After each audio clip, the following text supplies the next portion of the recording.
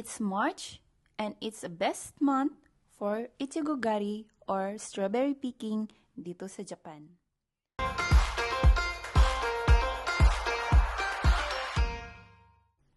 Ang strawberries dito sa Japan ay very famous dahil matatamis, malalaki at juicy ang mga ito.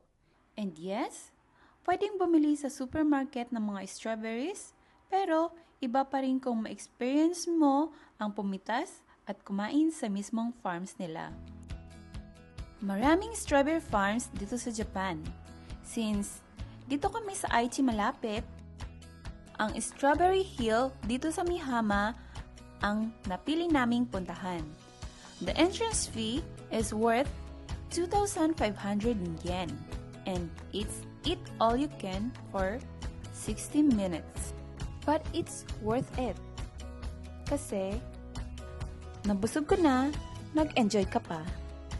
And since weekdays kami pumunta dito, we were very lucky kasi hindi siya masyadong crowded.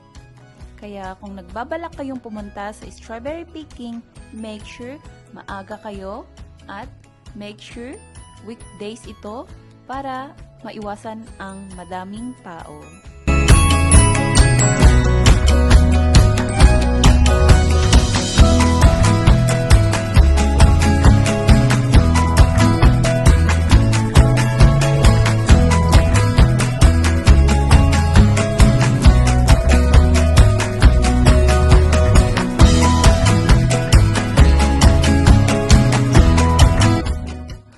Thank you for watching.